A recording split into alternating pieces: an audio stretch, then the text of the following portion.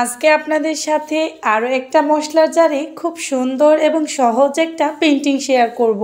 আসসালামু আলাইকুম, কেমন আছেন সবাই? আশা করছি যে যেখান থেকে আমার আজকের ভিডিওটা দেখছেন সবাই ভালো আছেন। আলহামদুলিল্লাহ, আমিও ভালোই আছি। এইখানে আমি একটা প্লাস্টিকের কৌটা নিয়েছি। এটা মূলত আজকে হলুদ রাখার জন্য তৈরি করছি, তাই প্রথমে মুখটাকে আমি হলুদ কালার করে নিয়েছি। আপনারা চাইলে এখানে যে কোনো সাইজের কৌটার উপরে এই পেন্টিংটা করতে পারেন। আর এখন দেখতেই পাচ্ছেন কৌটার উপরে আমি একটা হলুদ আঁকার চেষ্টা করছি। এই প্রথমবার হলুদ আঁকছি, জানি না কেমন হবে, তারপরেও লাস্ট অফ দি ভিডিওটা দেখুন, আশা করছি আপনাদের খুবই ভালো লাগবে। পুরো কৌটাটার উপরে আমি এইভাবে একটু ফাঁকা ফাঁকা করে হলুদ কালার দিয়ে প্রথমে হলুদের পেস্টটা এঁকে নিব। আপনারা যারা আমার ভিডিওগুলো দেখতে পছন্দ করেন তাদের জন্য আমি প্রতিনিয়তই নতুন নতুন ভিডিও নিয়ে আসছি।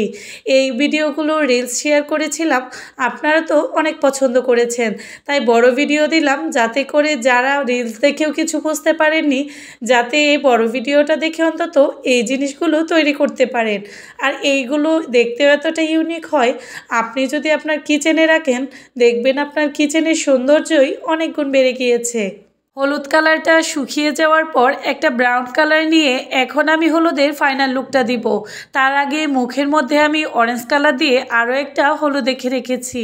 যেহেতু ইয়েলো কালার, তাই অরেঞ্জ কালার দিয়ে মুখের অংশেও একটু ডিজাইন করব। আর দেখতেই পাচ্ছেন ব্রাউন কালার দিয়ে 0 নাম্বার তুলির সাহায্যে আমি কিভাবে হলুদের লুকটা দিচ্ছি। আমার কাছে তো খুব একটা খারাপ লাগছে না, প্রথমবার আঁকছি, ভালোই লাগছে। আপনারা কিন্তু অবশ্যই কমেন্টস করে জানাবেন যে এটা দেখতে কেমন লাগছে। যেহেতু হলুদ রাখার জন্য তৈরি করছি, তাই মনে হলো একবার এই হলুদটা এঁকে ট্রাই করা যায়।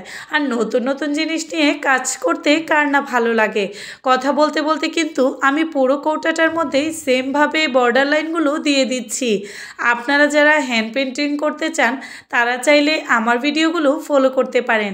আমি একদম সহজভাবে আপনাদের সাথে ডিজাইনগুলো শেয়ার করার চেষ্টা করি, যাতে করে আমার নতুন আপু ভাইয়ারা কিছু অন্তত শিখতে পারে।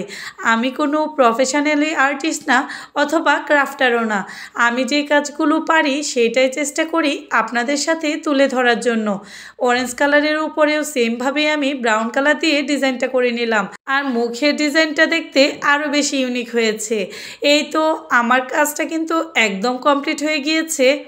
এখন কালারটাকে টেকসই করার জন্য এখানে আমি বার্নিশ করছি। আমি আজকে এখানে হার্ড বার্নিশ করছি, যেটা মূলত আমরা কাঠের ফার্নিচারে করি।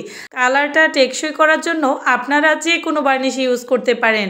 আমার হাতের কাছে এই বার্নিশটা ছিল আর এইটা খুবই ভালো, তাই আমি এইটা ইউজ করেছি। আল্লাহ হাফেজ।